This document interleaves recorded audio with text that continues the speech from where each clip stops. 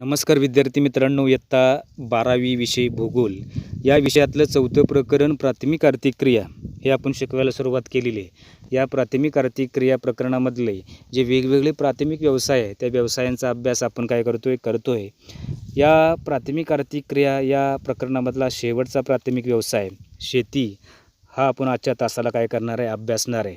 बघा, शेती जर बघायला गेलं तर शेती हा मानवाचा मूलभूत, अत्यंत महत्त्वाचा आणि सर्वत्र केला जाणारा व्यवसाय आहे. सध्या जगातील जास्तीत जास्त लोकसंख्या प्रत्यक्ष अथवा अप्रत्यक्षरित्या शेतीशी निगडीत असलेली आपल्याला बघायला मिळते. मानवाच्या ज्या मूलभूत अन्न आणि वस्त्र ज्या गरजा आहेत त्या गरजाबरोबर उद्योगधंद्यासाठी जो लागणारा कच्चा माल आहे, तो कच्चा माल शेती व्यवसायातून काय केला जातो, पुरवला जातो. बघा, शेती व्यवसाय म्हणजे काय किंवा शेती व्यवसायाची आपल्याला एक व्याख्या सांगता येते. शेती व्यवसाय कशाला म्हणायचं? बघा, पिकांचं उत्पादन करण्यासाठी शेतीतून आपण काय करतो, वेगवेगळ्या प्रकारची पिकं घेत असतो. शेतीवर काय करतो, हवामानाचा, प्राकृतिक रचनेचा काय होतो, परिणाम होत असतो. जगातल्या वेगवेगळ्या भागामध्ये वेगवेगळ्या प्रकारची पिके घेतली जातात आणि म्हणून पिकांचे उत्पादन करण्यासाठी मोठ्या प्रमाणामध्ये मृदेची किंवा जमिनीची मशागत किंवा लागवड करण्याची कला अथवा शास्त्र होय. जमिनीतून एखादं पीक घेण्यासाठी आधी त्या मृदेची आपल्याला काय करावं लागते, मशागत करावी लागते. म्हणजे ती लागवड करण्यायोग्य जमीन आपल्याला करावी लागते. लागवड केल्यानंतर आलेल्या पिकाची देखरेख करून परिपक्व झाल्यानंतर काय करावं लागतं, आपल्याला त्याची काढणी करावी लागते. या सगळ्या ह्याला आपण काय म्हणतो, शेती हा व्यवसाय असं म्हणतो. बघा, चौथ्या प्रकरणामध्ये 37 पेजवरती आपल्याला आ, ई स्तंभाचं निरीक्षण करून साखळी पूर्ण करा. तसेच स्तंभामध्ये चित्रासंबंधीची वैशिष्ट्ये व शेतीचे प्रकार यांचा क्रमांक लिहा. प्रामुख्याने 37 पेज वरती एक काय केले, साखळी आहे. ती साखळी काय करायची, पूर्ण करायची. 3 स्तंभामध्ये प्रामुख्याने तुम्हाला स्तंभामध्ये चित्र आहे म्हणजे शेतीच्या प्रकाराच्या नुसार ते चित्र दिले. त्या चित्राचं निरीक्षण करून शेतीच्या प्रकाराचा क्रमांक लिहायचा आहे आणि त्या शेतीच्या प्रकाराची वैशिष्ट्यांचा क्रमांक प्रामुख्याने त्या चित्राच्यामध्ये लिहायचा आहे. बघा, या स्तंभामध्ये त्या शेतीची वैशिष्ट्य आहेत आणि ई या स्तंभामध्ये शेतीचा प्रकार आहे. या स्तंभाचं निरीक्षण करून काय करायचं आहे, साखळी पूर्ण करायची आहे. तुम्हाला परीक्षेला साखळी पूर्ण करा म्हणून हा प्रश्न विचारला जातो. त्यावेळेस तुम्हाला ते साखळी पूर्ण करता आली पाहिजे. बघा, चित्राचं निरीक्षण केल्यानंतर तुम्हाला पहिल्या चित्रामध्ये वेगवेगळ्या प्रकारची रंगीबेरंगी फुले दिसतात. बघा, मग या फुलाच्या संदर्भामध्ये शेतीचा कोणता प्रकार असेल किंवा कोणत्या शेतीच्या प्रकारामध्ये अशा प्रकारची फुले वगैरे पिकवली जातात किंवा लावली जातात, लागवड केली जाते, तर आपल्याला सांगता येतं. तर ई या रखान्यामध्ये शेतीचा प्रकार आहे. बघा, या शेतीच्या प्रकारामध्ये उद्यान शेती ह्या शेतीचा प्रकार आहे, त्याचा क्रमांक लिहायचा आहे. त्यानंतर उद्यान शेतीचे आपल्याला वैशिष्ट्य काय करायचे आहेत, लिहायचे आहेत. तर मग या स्तंभामध्ये त्या शेतीची वैशिष्ट्य आपल्याला बघायला मिळतात. शेवटी या स्तंभामध्ये हे मूळाक्षर आहे. बघा, त्या हे प्रामुख्याने काय आहे, तर या उद्यान शेतीची वैशिष्ट्य आपल्याला बघायला मिळतात. मग काय वैशिष्ट्य आहेत, तुम्हाला परीक्षेला प्रश्न विचारला जातो की उद्यान शेतीची वैशिष्ट्ये सांगा. त्यावेळेस ही वरील वैशिष्ट्ये सांगणं गरजेचं आहे. ही शेतीमधून प्रामुख्याने फळे असतील, फुले, औषधी वनस्पती, शोभेची झाडे इत्यादी उत्पादने व्यापारी उद्देशाने काय घेतली जातात. हे पहिलं वैशिष्ट्य आपल्याला या शेतीचं सांगता येतं. त्यानंतर दुसरं वैशिष्ट्य काय आहे, मनुष्यबळाचा व आधुनिक तंत्रज्ञानाचा वापर या शेती प्रकारामध्ये केला जातो. हे दुसरं वैशिष्ट्य आपल्याला सांगता येतं. त्याचबरोबर ही शेती कुठे केली जाते, उष्णकटिबंधीय, भूमध्य सागरी व समशीतोष्ण कटिबंधीय हवामानाच्या प्रदेशामध्ये प्रामुख्याने उद्यान शेती काय केली जाते. हे या शेतीच्या वैशिष्ट्य आपल्याला सांगता येतील. प्रश्न विचारल्यानंतर तुम्हाला ती वैशिष्ट्ये सांगणं गरजेचं आहे. त्यानंतर दुसरं चित्र आहे, त्या चित्रामध्ये तुम्हाला प्रामुख्याने काय होईल, भाजीपाला दिसतोय. बघा, ग्रीन हाऊसमध्ये भाजीपाला आहे. मग ह्या शेतीचं चित्रानुसार या शेतीचा प्रकार कोणता येईल, कोणत्या प्रकारामध्ये प्रामुख्याने या शेतीच्या पिके घेतली जातात, तर आपल्याला सांगता येतं की मंडई शेती ह्या शेतीचा प्रकार आहे. मानवाच्या दैनंदिन ज्या गरजा आहेत, फळे असतील, भाजीपाला हा आपलं काय दैनंदिन आपल्याला घ्यावा लागतो, तो प्रामुख्याने या शेतीतून काय केलं तर पिकवला जातो. मग या शेतीचे वैशिष्ट्य काय, त्या वैशिष्ट्यांचा क्रमांक आपल्याला तिथं लिहायचा आहे. तर या शेतीच्या वैशिष्ट्याचा क्रमांक आपल्याला सांगता येतो. बघा, हा शेती जर बघायला गेलं तर हा शेतीचा काय वैशिष्ट्यांचा प्रकार आहे तिथं त्या हा त्याचा काय लिहायचा आहे, क्रमांक लिहायचा आहे. मग या शेतीची वैशिष्ट्ये आपल्याला काय सांगता येतील?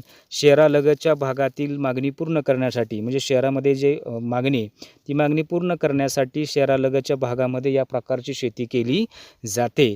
जमीन मर्यादित असते, मर्यादित जमिनीतून जास्तीत जास्त काय केलं तर उत्पादन घेतलं जातं. हे दुसरं या शेतीचं वैशिष्ट्य आपल्याला सांगता येतं. बघा, या शेती प्रकारामध्ये भांडवलाचा अधिक वापर केला जातो, पैशाचा काय केला जातो, अधिक वापर या शेती प्रकारामध्ये केलेला आपल्याला बघायला मिळतो. त्याचबरोबर मानवी श्रमाबरोबर शास्त्रीय ज्ञान व तंत्रज्ञानाचा वापरसुद्धा या शेती प्रकारामध्ये केला जातो, किंवा शेती करत असताना मानवी श्रम त्याचबरोबर शास्त्रीय ज्ञान आणि तंत्रज्ञानाचा वापर केला जातो. सेंद्रिय व रासायनिक खतांचा व जलसिंचनाचा मुक्त वापर या शेतीच्या प्रकारामध्ये केला जातो.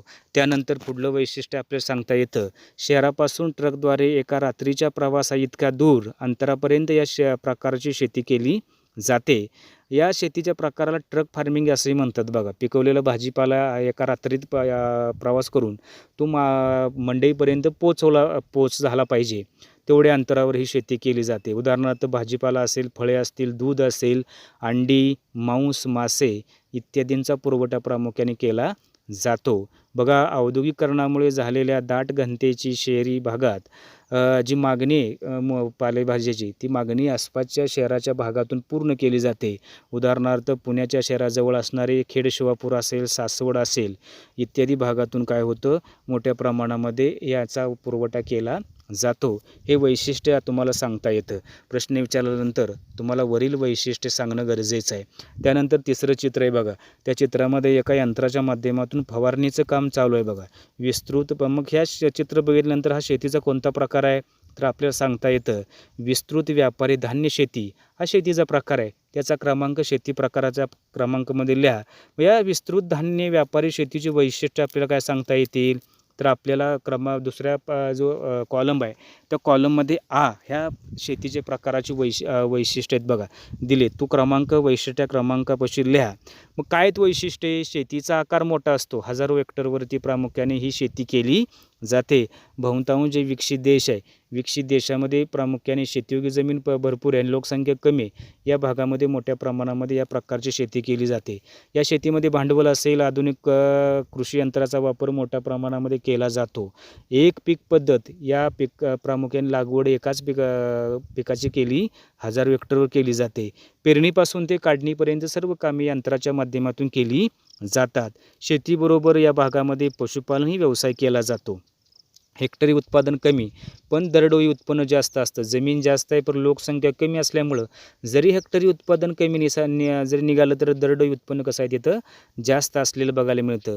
बघा, समशीतोष्ण कटिबंधीय गवताळी प्रदेश असतील. बघा, युरोपमधलं स्टेपे असेल, उत्तर अमेरिकेमध्ये प्रेरी गवताळ प्रदेश, ऑस्ट्रेलियामध्ये डाऊन्स आहे, दक्षिण अमेरिकेमध्ये पंपाज आणि आफ्रिकेमधले जे व्हेल्ड आहेत या प्रमुख गवताळ प्रदेशामध्ये या प्रकारची शेती केली जाते.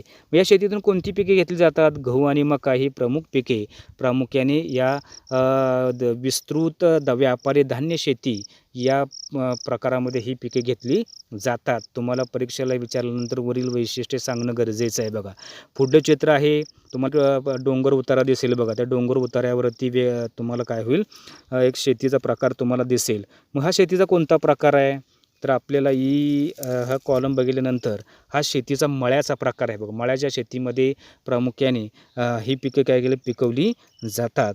मग या मळ्याच्या शेतीची वैशिष्ट्य आपल्याला काय सांगता येतील तर या शेतीचे काय वैशिष्ट्य आहेत. बघा, काय वैशिष्ट्य आहे? तुम्हाला जर प्रश्न विचारला मळ्याची शेतीची वैशिष्ट्य स्पष्ट करा, त्यावेळेस ती वैशिष्ट्य सांगणं गरजेचं आहे. या शेतीमध्ये शेतीचा आकार कसा असतो? मोठा असतो.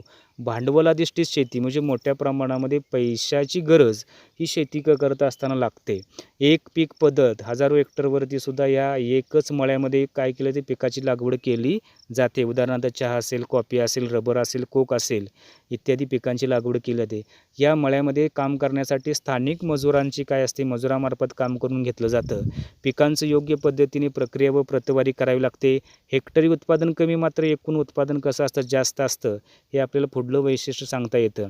एकदा लागवड केल्यानंतर 10 ते 15 वर्षे उत्पादन घेतलं जातं. चहा असेल, कॉफी, रबर, कोको, भारतातील केरळ राज्यातील मसाल्याचे मळे, कोकण विभागातील काजू बागा इत्यादी भागामध्ये मळ्याची शेती आपल्या भारतामध्ये केली जाते. भारताबरोबरच मलेशिया असेल, श्रीलंका, कॅरिबियन बेटे, Brazil, Indonesia, Philippines, Thailand, Vietnam या देशामध्ये मळ्याची शेती मोठ्या प्रमाणामध्ये केली जाते. बघा, युरोपियन लोकांनी या आग्नेय आशियाई देशांना या मळ्याच्या शेतीची काय केली ओळख करून दिली. पूर्वी या बहुतांश देशातील मळ्यांची मालकी या परकीय लोकांच्या होती आणि स्थानिक लोक फक्त मजुरी करायची. परंतु स्वातंत्र्य मिळाल्यानंतर बहुतांश मळे हे त्या देशाच्या मालकीची झालेले आपल्याला बघायला मिळतं. पुढलं चित्र जर बघितलं आपण तर वेगवेगळ्या प्रकारच्या बायका ते प्रामुख्याने दिसतात बघा. मग ही शेती कुठे केली जाते? या शेतीचा प्रकार काय आहे? तर या शेतीचा प्रकार सखोल उदरनिर्वाहाची शेती आहे बघा. ज्या देशामध्ये लोकसंख्या जास्त आहे आणि शेतीयोग्य जमीन कमी आहे, मग आपल्या मानवाच्या गरजा भागवण्यासाठी उपलब्ध जमिनीतून जास्तीत जास्त उत्पादन घेतलं जातं. या शेतीच्या प्रकाराला आपण सखोल उदरनिर्वाह शेती असं म्हणतो बघा. आपलं आशिया खंडातील बहुतांश देश, भारत असेल, चीन असेल इत्यादी देशामध्ये या प्रकारच्या शेती मोठ्या प्रमाणामध्ये केली जाते. मग काय त्या शेतीचा प्रकारचा क्रमांक लिहायचा आहे. त्यानंतर वैशिष्ट्य काय सांगता येतील. कॉलममधला या शेतीचे आपल्याला काय सांगता येतील, वैशिष्ट्य सांगता येतील बघा. या शेतीच्या जमिनीचा आकार काय असतो, कमी असतो. 1 हेक्टर, अर्धा हेक्टर ते 1.25 हेक्टर एवढा या शेतीचा काय असतो, आकार असतो. कमीत कमी जागेमध्ये जास्तीत जास्त उत्पादन काढण्याचा प्रयत्न असतो. म्हणजे वेगवेगळ्या प्रकारचा शेतीचा शेती कमी असते, परंतु त्या कमी शेतीतून जास्तीत जास्त उत्पादन काढण्याचा प्रयत्न केला जातो. अन्नधान्याच्या उत्पादनास प्राधान्य. कुटुंबाच्या उदरनिर्वाह करण्यासाठी जे लागणारे अन्नधान्य ते पिकवण्याचं ह्या शेतीमध्ये पिकवलं जातं. मानवी श्रम व प्राण्यांचा वापर. मानवी श्रमाने शेतीतली कामं करण्यासाठी प्राण्यांचा वापर केला जातो. मग शेती कुठे केली जाते? चीन असेल, भारत, जपान, कोरिया, श्रीलंका, पूर्व आशिया खंडातील देश या देशामध्ये ही सखोल उदरनिर्वाहाची शेती केली जाते. मग या शेतीमधून कोणतं पीक घेतलं जातं? तांदूळ हे प्रमुख पीक काय घेतलं जातं, या शेतीतून घेतलं जातं. तुम्हाला प्रामुख्याने 2 मार्काला प्रश्न विचारला जातो. सखोल उदरनिर्वाह शेतीची वैशिष्ट्ये स्पष्ट करा. त्यावेळेस तुम्हाला हे शेतीची वैशिष्ट्ये सांगता येतील. बघा, विकसनशील देशामध्ये हा शेतीचा प्रकार मोठ्या प्रमाणामध्ये केला जातो. कारण वाढत्या लोकसंख्येच्या गरजा भागवायच्या असतील तर कमीत कमी जमिनीतून जास्तीत जास्त पिकं घ्यावी लागतात. त्यानंतर पुढला शेतीचा प्रकार आहे बघा. तुम्हाला तिथं वेगवेगळे झाडं आणि जाळ लागलेलं दिसेल बघा. हा कोणता प्रकार आहे? ज्यावेळेस मानवाने शेती करायला सुरुवात केली त्यावेळेस एखाद्या जमिनीचा तुकडा काय करा निवडायचा. जमिनीत तुकडा निवडल्यानंतर ते झाडे झुडपे तोडून ते काय करा स्वच्छ करायचा. मग हा प्रकार बघितल्यानंतर आपल्या लक्षात येऊन जातं हा शेतीचा स्थलांतरित प्रकार आहे. स्थलांतरित हा मानवाचा प्राचीन शेतीचा प्रकार आहे. सुरुवातीच्या कालखंडामध्ये मानव या शेतीच्या प्रकाराची शेती केली जायची. जमिनीचा तुकडा निवडल्यानंतर 4 ते 5 वर्ष त्या भागामध्ये शेती केली जायची. जोपर्यंत जमिनीमध्ये कस आहे तोपर्यंत त्याच भागामध्ये शेती केली जायची. त्यानंतर दुसरा भाग निवडायचा, तो स्वच्छ करायचा. हा मानवाचा प्राचीन व्यवसाय आहे. त्याचा क्रमांक तिथं लिहायचा. मग वैशिष्ट्य काय सांगता येतील आपल्याला? तर या शेतीची वैशिष्ट्ये आपल्याला सांगता येतील बघा. ह्या शेतीची काय प्रामुख्याने या कॉलममध्ये शेतीची वैशिष्ट्ये आहेत. त्या वैशिष्ट्यामध्ये प्रामुख्याने हा आपल्याला या शेतीच्या वैशिष्ट्याचा क्रमांक तिथं लिहायचा आहे. काय? शेतीचा आकार खूप लहान. जे स्थलांतरित शेती आहे तिथं आकार कसा असतो? लहान असतो. प्रामुख्याने वनातील भूभागाची शेतीसाठी निवड केली जाते. शेती ज्या भागात करायची त्या भागामध्ये त्या एखाद्या प्लॉटची निवड करून तेथील झाडं झुडपे स्वच्छ करून काय केलं शेतीची योग्य जमीन केली जाते. वने जाळून जमिनीचा शेतीसाठी वापर केला जातो. उत्पादन फारच कमी केलं जातं. पारंपरिक पद्धतीने शेती केल्यामुळं जमिनीतून मिळणारं उत्पादन फारच कमी असतं. उत्पादन फक्त 2 ते 3 वर्ष घेता येतं. त्यानंतर पडीक जमीन सोडून दुसऱ्या जागेची निवड केली जाते. या स्थलांतरित शेतीमुळं वनसंपदेचा काय होतो? ऱ्हास होतो. मृदेची धूप होते. त्याचबरोबर ही शेती कुठे केली जाते? विषुववृत्तीय प्रदेशातील वनाखालील जमीन, आशिया, आग्नेय आशिया, मध्य व दक्षिण अमेरिका, आफ्रिका इत्यादी भागामध्ये ही स्थलांतरित शेती केली जाते. स्थलांतरित शेती हा मानवाचा सगळ्यात सुरुवातीच्या शेतीचा प्रकार आहे. ज्यावेळेस माणूस शेती करायला सुरुवात केली त्यावेळेस या शेतीच्या प्रकाराची शेती तो करत असत. बघा, त्यानंतर आपल्याला सांगता येईल भौगोलिक स्पष्टीकरण. बघा, शेती हा मानवाचा मूलभूत आणि महत्त्वाचा व्यवसाय आहे. जगामध्ये तो सर्वत्र काय केला जातो. जागतिक शेती व्यवसायाच्या वितरणावरून या व्यवसायात गुंतलेल्या लोकसंख्येचं प्रमाण जर विचार केला तर आफ्रिका खंडामध्ये सगळ्यात जास्त आहे. आफ्रिकेमध्ये विकसनशील देश आणि गरीब देश आहेत. विकसनशील देशामध्ये विकसित देशाच्या मानाने सगळ्यात जास्त शेती केली जाते किंवा शेतीमध्ये गुंतलेली लोकसंख्या ती सगळ्यात जास्त असलेली आपल्याला बघायला मिळते. तुम्हाला ऑब्जेक्टिव्हला प्रश्न विचारला तर आपल्याला सांगता आलं पाहिजे. तर आफ्रिका खंडामध्ये सगळ्यात जास्त शेती या व्यवसायामध्ये गुंतलेल्या लोकसंख्येचं प्रमाण जास्त आहे. शेती व्यवसायात गुंतलेल्या लोकसंख्येचं प्रमाण आशिया खंडामध्ये मध्यम स्वरूपाचं आहे. तर युरोप, अमेरिका, ऑस्ट्रेलिया या खंडामध्ये शेतीचं क्षेत्र जरी मोठं असूनही शेती व्यवसायामध्ये गुंतलेल्या लोकांचं प्रमाण अत्यंत कमी आहे. हे विकसित देश आहे. या विकसित देशामध्ये द्वितीय व्यवसायाचा प्रचंड विकास झालेला आहे. तिथे जमीन भरपूर असली तरी शेतीचा फारसा विकास तिथं झालेला नाही किंवा शेती व्यवसायामध्ये गुंतलेल्या लोकांचं प्रमाण तिथं कमी आहे. थोडक्यात विकसित देशामध्ये शेती व्यवसायात गुंतलेली लोकसंख्या कमी, तर विकसनशील देशामध्ये शेती व्यवसायात गुंतलेली लोकसंख्या कशी आहे, जास्त आहे आपल्याला सांगता येतं. बघा, शेती व्यवसायावर अनेक प्राकृतिक व मानवी घटकांचा प्रभाव पडत असतो. शेती काय जगात सगळ्यात ह्याच्यामध्ये सारख्या प्रकारची करता येते का? वेगवेगळ्या कटिबंधामध्ये हवामान आणि प्राकृतिक रचनेचा शेतीवर काय होतो, परिणाम होत असतो किंवा वेगवेगळ्या ऋतूमध्ये आपण वेगवेगळे पिकं लावलेली आपल्याला बघायला मिळते. बघा, प्राकृतिक घटनेमध्ये भूरचनेचा आपल्याला काय होतं, परिणाम होतो. डोंगर, दऱ्या, उतार्या, डोंगर असतील, दऱ्या असतील, उताराची शेती असेल, या भागामध्ये शेतीचा फारसा विकास होत नाही. पण ज्या ठिकाणी समतल जमीन आहे, मैदानी प्रदेश आहे, या भागामध्ये शेतीचा विकास होतो. भूरचनेचा परिणाम शेतीच्या व्यवसायात होत असतो. हवामान असेल, मृदा, पाणी पुरवठा यावरील घटकांचा परिणाम काय होतो, शेती व्यवसायात होत असतो.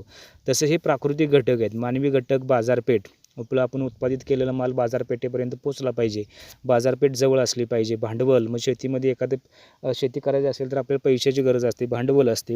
उत्पादित केलेला माल लवकर बाजारपेठेपाशी पोहोचण्यासाठी वाहतूक साधनांचा विकास व्हायला पाहिजे. त्याचबरोबर साठवणुकी सोय असली पाहिजे.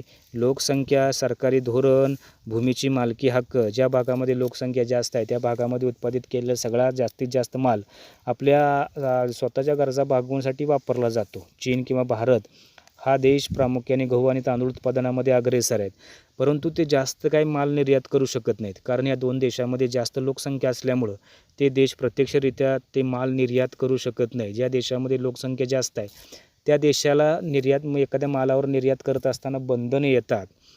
अशा प्रकारे आपल्याला प्राकृतिक आणि मानवी घटक सांगता येतं.